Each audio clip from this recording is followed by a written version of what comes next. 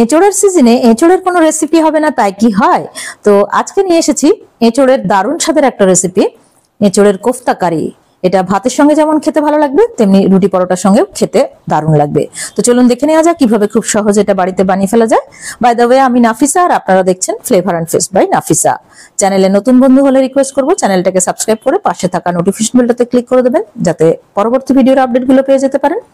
আর যারা Facebook page থেকে দেখছেন তাদেরকে অনুরোধ করব পেজটাকে প্লিজ ফলো করে দেবেন। তো চলুন শুরু করা যাক আজকের রেসিপি। তো প্রথমেই 500 গ্রাম এঁচড় নিয়ে নিয়েছি, মানে কাটার পর 500 গ্রাম ওজন হয়েছে। এখানে ডুমো ডুমো করে কেটে ধুয়ে পরিষ্কার করে রেখেছি। এবার এগুলোকে সেদ্ধ করে নেব। তার জন্য প্রেসার কুকারে নিয়ে নিলাম। এমন পরিমাণ জল দিতে হবে যেন এঁচড়টা জলে পুরোপুরি ডুবে থাকে।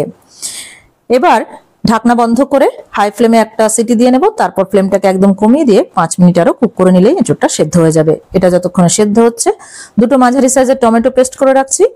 আর এখানে নিয়ে নিয়েছি দুটো মাঝারি সাইজের পেঁয়াজ, তার সঙ্গে অ্যাড করে দিচ্ছি 4টে কাঁচা লঙ্কা।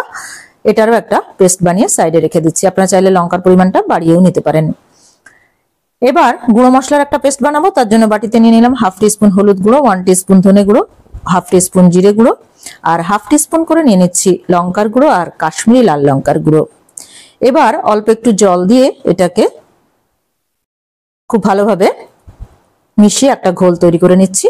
এর মধ্যে যেন কোনো লাম্পস না থাকে, নিয়ে সাইডে রেখে দিচ্ছি। এদিকে এঁচড় সেদ্ধ হয়ে গেছে, জলটা ড্রেন করে এটাকে একটা বড় পাত্রে ঢেলে নিয়েছি, মানে ফ্ল্যাট পাত্রে ঢেলে নিয়েছি, মাখতে সুবিধা হবে তাই।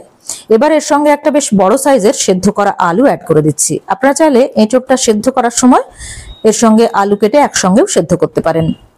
দিয়ে দিলাম স্বাদ অনুযায়ী লবণ, হাফ টিস্পুন হলুদ গুঁড়ো, 1 টিস্পুন জিরে গুঁড়ো, 1 টিস্পুন দিয়ে দিচ্ছি ধনে গুঁড়ো, 1 টিস্পুন দিয়ে দিলাম লঙ্কার গুঁড়ো, আর 1/3 টিস্পুন দিয়ে দিলাম গরম মশলা পাউডার।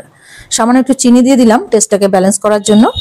এবার দিয়ে দিচ্ছি 4 টেবিল চামচ পরিমাণ বেসন, আর এর সঙ্গে অ্যাড করে দেবো 1 টেবিল চামচ পরিমাণ কর্নফ্লাওয়ার। এই যে আলু, বেসন বা কর্নফ্লাওয়ার সবগুলোই কিন্তু বাইন্ডিং এর কাজ করবে। মশলাগুলো অ্যাড করার সময় আমরা এর সঙ্গে 1 টেবিল চামচ পরিমাণ আদা রসুন বাটাও অ্যাড করেছিলাম, তবে সেই ভিডিওটা কোনোভাবে মিস হয়ে গেছে। আপনারা পরিমাণ মতো আদা রসুন বাটা অ্যাড করে নেবেন।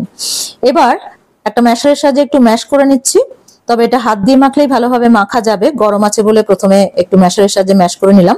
আমাদের একটা ডো বানিয়ে নিতে হবে। তো দেখুন, একটু ঠান্ডা হয়ে যাওয়ার পর হাত দিয়ে একটা ডো বানিয়ে নিয়েছি।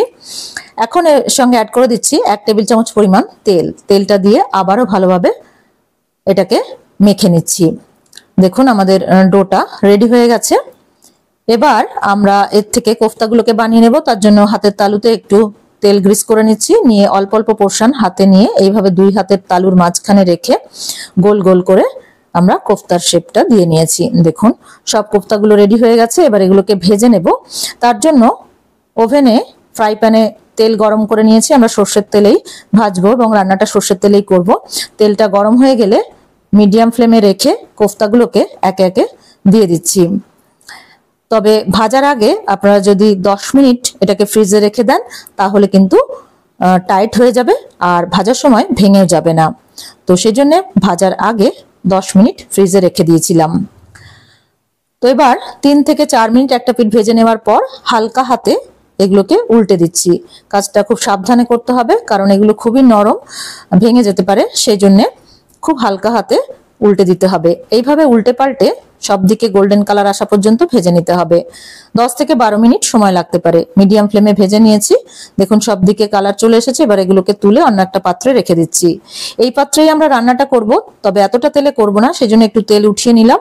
এবার ফোড়নে দিয়ে দিচ্ছি একটা তেজপাতা ছোট টুকরো করে নিয়েছিলাম, একটা শুকনো লঙ্কা, 4টে এলাচ, একটা দারচিনির টুকরো আর 3টে লবঙ্গ। 10 সেকেন্ড মতো নাড়াচাড়া করে নিলাম। সুন্দর একটা গন্ধ বেরোলে দিয়ে দিলাম হাফ টিস্পুন গোটা জিরে, আর দিয়ে দিলাম 2 চিমটি হিং। হিংটা দিলে বেশ সুন্দর একটা গন্ধ হয়।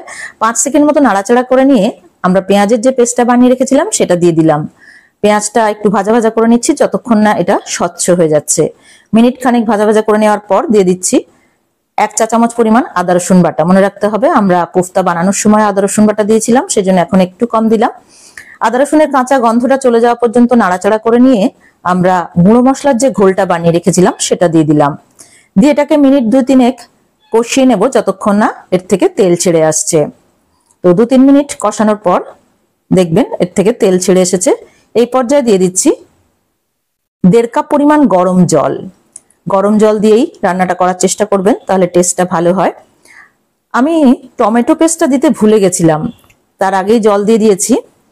তো এই অবস্থায় টমেটোটা দিলে কাঁচা গন্ধ হতে পারে, সেজন্য অল্প একটু তেলের মধ্যে টমেটোটা মিনিট 2 নাড়াচাড়া করে নিয়ে কাঁচা গন্ধটা চলে যাওয়া পর্যন্ত রান্না করে নিলাম। নিয়ে এর সঙ্গে অ্যাড করে দিচ্ছি। আপনারা গুঁড়ো মশলার ঘোলটা কষিয়ে নেওয়ার পর টমেটো পেস্টটা দিয়ে সামান্য একটু জল দিয়ে আরো মিনিট 2 কষিয়ে নেবেন, তারপরে গরম জল দেবেন। তো আমরা এখানে 1.5 কাপ পরিমাণ জল দিয়েছি, একটু বেশি পরিমাণেই দিয়েছি যাতে একটু গ্রেভি থাকে। হাই ফ্লেমে একটা বয়েল চলে আসার পর ফ্লেমটাকে মিডিয়ামে করে দিয়ে ভেজে রাখা কোফতাগুলোকে দিয়ে দিচ্ছি। আপনারা গ্রেভি কতটা রাখবেন তার উপরে ডিপেন্ড করে জলটা দেবেন। তো কোফতাগুলোকে সব দিয়ে দিলাম, দিয়ে স্বাদ অনুযায়ী লবণ আর সামান্য একটু চিনি দিয়ে দিলাম টেস্টটা ব্যালেন্স করার জন্য, দিয়ে হালকা হাতে একটু মিশিয়ে নিচ্ছি। তারপর এটাকে ঢাকা দিয়ে 5 মিনিট মিডিয়াম ফ্লেমে কুক করে নেব। 5 মিনিট পর ঢাকাটা খুললাম, আমাদের রান্নাটা প্রায় শেষের দিকে। 1 চা চামচ পরিমাণ ঘি উপর থেকে ছড়িয়ে দিচ্ছি আর দিয়ে দিচ্ছি 1-3 চামচ পরিমাণ গরম মশলার গুঁড়ো দিয়ে ভালোভাবে একটু মিশিয়ে নিয়ে ঢাকা দিয়ে এটাকে 30 থেকে 40 সেকেন্ড আবারও একটু কুক করে নেব। তো ভালোভাবে মিশিয়ে নিলাম, নিয়ে 30-40 সেকেন্ড মতো আবারও কুক করে নিচ্ছি। ধনেপাতা কুচি থাকলে হাতের কাছে এই পর্যায়ে একটু ধনেপাতা কুচি ছড়িয়ে দিতে পারেন। 40 সেকেন্ড পর গ্যাসের ফ্লেমটাকে অফ করে দিয়ে 5 মিনিট স্ট্যান্ডিং টাইমে রেখে দেবো। তারপর একদম গরম গরম সার্ভ করে দিচ্ছি। দেখেই বুঝতে পারছেন কেমন লোভনীয় হয়েছে, খেতেও দারুণ হয়েছিল। তো এইভাবে একবার বাড়িতে বানিয়ে দেখুন, কেমন হলো কমেন্ট করে জানাতে ভুলবেন না। আজকের ভিডিও ভালো লেগে থাকলে প্লিজ একটা লাইক করবেন, ফ্রেন্ডস আর রিলেটিভদের মধ্যে অনেক অনেক শেয়ার করবেন আর চ্যানেলটাকে সাবস্ক্রাইব করে আমাদের পাশে থাকবেন। Thank you so much for watching. By.